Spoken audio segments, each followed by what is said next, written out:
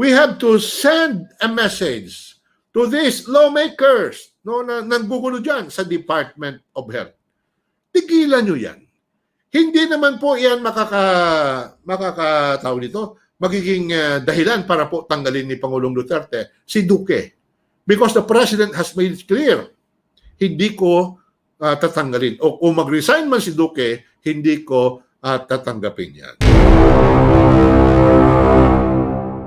Itong nakaraang 2 araw, ay busy po ang mga senador natin sa senator and mga congressmen and women dito naman po sa Kamara, ay pinagtutulong-tulungan nila. They are ganging up. Ito po si Senator Richard Gordon, Senator Franklin Drilon, Senator Risa Hontiveros, pinagtutulong-tulungan nila. They are ganging up. Parang binubugbog nila. Yung mga maton sa kalye, binubugbog nila si Secretary Francisco Duque III. No? Faustino Pacheco, hello po diyan sa iyo sa Chicago, Illinois. Okay.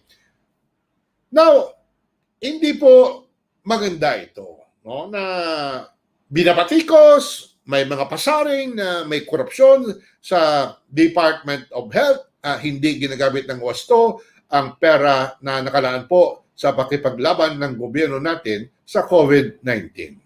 Eh naku, kapag pinanood nyo po yung mga hearing nila, akala nyo talagang alam na alam nila. Itong si Gordon, si Grace po, Drilon, Hontiveros, Pangilinan at iba pa dyan. At yan naman po sa Kamara, siyempre, nandiyan din po yung mga opposition, mga dilawan dyan, na ganoon din po na talagang gusto nilang batikusin at ipahiya si Secretary Duque at yung pressure na tinatawag, no? Yung pinapalakas nila, yung sigaw nila na dapat magbitiw na si Secretary Duque, no? Ay, ano ba? Nakamute ba tayo?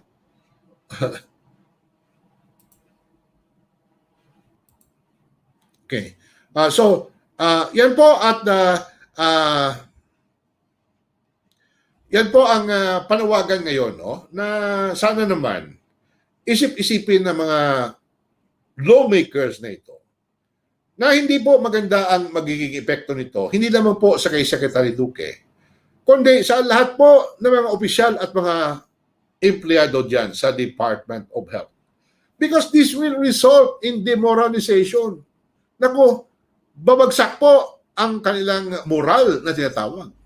Yung kanilang entusiasmo, yung kanilang kagustuhan na magtrabaho ng kahit na po lampas sa nakatakdang oras sa bawat araw, yung 8 hours a day, no, 40 hours a week. Kahit marami dyan lumanang exceeding 40 hours a week kasi wala pong orasan itong COVID eh.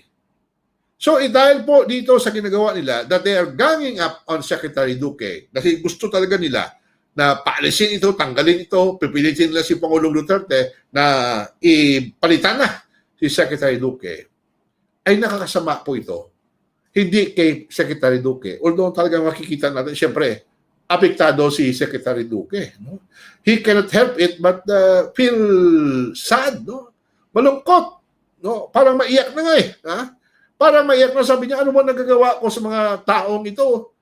Wasto naman ang ginagawa ko. Kung meron naman pong mga katiwalian dyan, maaari po ba Senator Gordon, Hontiveros, Poe, Drilon, Pangilinan, etc., antayin natin, patapusin natin itong pandemyang ito. Because mahirap po na magpalit po tayo. Magpalit tayo ng kapitan, team captain dyan sa DOH sa panahon na ito. Nasa gitna po tayo ng away, in the thick of battle, kung sa wikang Ingles. Pag pumalit tayo ng captain ball dyan, no? O team captain, nako, magkagulo-gulo dyan sa DOH. Dahil kung sino man po ang ipapalit dyan, mga pa yan. Mag-uumpisa yan doon po sa square one na tinatawag at doon po hahanapin niya pa kung anong mga problema dyan, ano ba ang sitwasyon dyan, magpapatawag po siya sa mga cabinet undersecretary, mga assistant secretary, ano bang nangyayari dito? Kaya masasayang po ang panahon. wala pong masama na kung meron man talaga, kung meron man, kung totoo nga itong mga paghihinala ng mga lawmakers na ito, antay kayo ng kahit isang taon pa. Siguro sa loob ng isang taon, matatapos na rin ito. Because we will have won the war against COVID-19. Nandiyan marami pong mga kaso Katulad yan sa Iloilo Convention Center. 7 taon na po mula nang nagpangako dyan yung si Commissioner Jose Pabia na sabi niya magpapalabas kami sa loob ng 6 months ng official report tungkol po dyan sa Iloilo Convention Center. 6 months. Sinabi niya yon November 13, 2014. Magpipitong taon na po pagdating po ng November 13, which is just September, October, November, 3 buwan na lang. In 3 months, maging ang pipitong taon na po yung pangako ni Commissioner Jose Pabia. 7 taon, although obvious po, napakaraming katiwalian yan. At obvious po na napakalaking halaga ng pera po ang ninakaw dyan po sa proyektong yan. Nagmamadali ba sila? Wala. In fact, what they're trying to do is to suppress. Nililibing po nila. Hindi po nila binubuksan. Ayaw nilang mapag-usapan ang Iloilo Convention Center. O yung dyan po sa Esplanade 2 na napatunayan ko po dahil sabi po ng Commission Proper, tama si Boy Mejorada. May mga katiwalian dito at kailangan ipabalik sa lahat ng mga opisyal dyan ng DPWH kasama po ang kontraktor, ibalik po yung higit 34 million pesos na ito po ang binayad ng gobyerno. Kapag may notice of disallowance, yun po ang mangyayari. So, nilabas po yun yung order na meron po dapat notice of disallowance kasi yung auditor po dyan sa DPWH ang may kapangyarihan po na magpalabas ng notice of disallowance. April 2019 yun. 2 taon na. May nagmamadali pa sa inyo dyan na ipatupad itong notice of disallowance sa Iloilo Esplanade 2? Wala. Kasi alam niyo na babagsakan ng langit si Senator Franklin Drilon. Kasi yung 1, 2, 3, 4, 5, 6, 7, 8, 9. Kasi 9 projects yan. Ang Iloilo Esplanade na may kabuuhan po yan. Na 1 billion pesos. Uulitin ko po.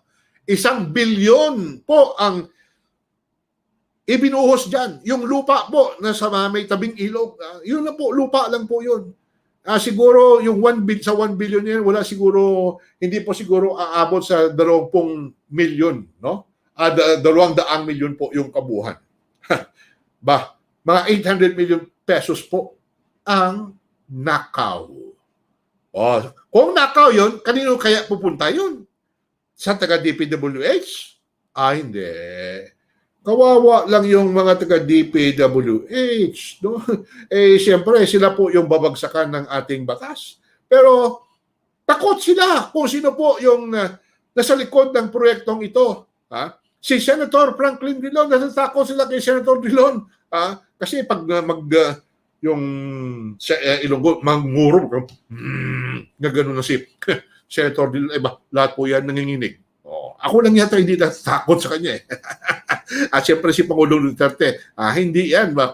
Ilang beses na yan binuliwan ni Pangulong Duterte. Yan po, no? So pakiusap lang po, no? Not for anybody else, no? Hindi po ito para kay Secretary Duque. Para po ito sa buong bansa. This is for the people. Para po lahat yan sa DOH ay makapag-focus. Wala pong gulo, wala pong ingay kasi daming ingay tawag dito, daming ingay na distract po yung kanilang focus dyan, yung kanilang concentration. Ngayon nga, si Idol Manny Pacquiao nananawagan yung nananawagan yung mga kakampi niya. Tigil, putok muna kayo. Na huwag muna kayong magpuna dyan kay Idol kasi kailangan niya mag-focus sa laban niya. Kita nyo? Mayroon nga ganun patawagan na bigyan daw ng espasyo ng katahimikan muna si Idol para hindi naman na aakit sa ring na meron siyang narinig na binibisto yung peke ang kanyang diploma. Sabi, time out, peace muna, peace. Eh, isang tao lang yun. Makikinabang ba ang bansa natin kung manalo siya? Mararamdaman natin kung matalo siya? Wala. Kasi kahit manalo siya o matalo, meron po siyang 5 milyong dolyar. Oh, tayo, may bahagi ba tayo doon? Wala. Siyempre, yung mga bilib sa kanya, yung humahanga sa kanya, ay palakpakan. No? Sigawan yan, hiyawan yan. Money! Money! Money! And yet, yung mga tauhan niya, mga nasa likod niya, please naman kayo, Boy Mejorada, tahimik ka muna. Melvin Matibag, tahimik ka muna. Alcusi, tahimik ka muna. Huwag mo nating punain si Idol. Didistract yung kanyang focus. And yet, hindi nyo yan naiisip. Para po sa ahensya na ito po ang frontliner, kung sa gera ito po yung Marines yung first to fight, unang-una po na susugod yan sa kalaban. Sila po yung frontliner. Sila po yung talaga pong kaharap na kaharap ang COVID-19. Tapos itong ginugulo nyo ngayon si Secretary Duque at hindi lang po si Secretary Duque ang naapektuhan. Pati po ang mga undersecretary, ang mga assistant secretary, mga department heads, mga regional directors, ay apektado yan. They will be demoralized. Nasa halip po na mabibigyan sila ng karagdagang sigla for them to be encouraged, to be motivated, lahat po yun mawawala. Kasi pakiramdam nila niyan, parang iniiwanan sila ng kapwa Pilipino. Kaya tayo po dapat iparating natin yan, itong damdamin na ito. We have to send a message to these lawmakers na nanggugulo dyan sa Department of Health. Tigilan nyo yan.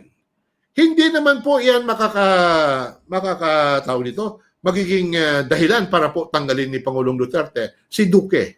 Because the President has made it clear, hindi ko tatanggalin. O kung mag-resign man si Duque, hindi ko tatanggapin yan. Because yun nga uulitin ko at uulitin ko, lalo na kay Senator Grace po. It is only the President of the Republic who can remove at any time, kahit hating gabi, tawagan niyo si Duque, Duque, tanggal ka na. Walang magagawa si Duque. But as long as the President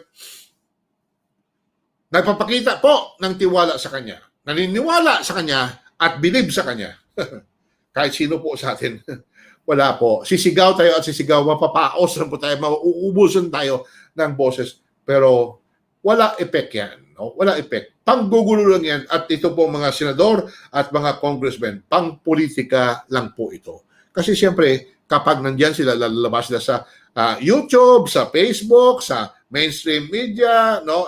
Ito naman sila, napagagaling nila gumawa ng mga pag-iimbestiga nila, no? Pero para lang sa pansarili ito.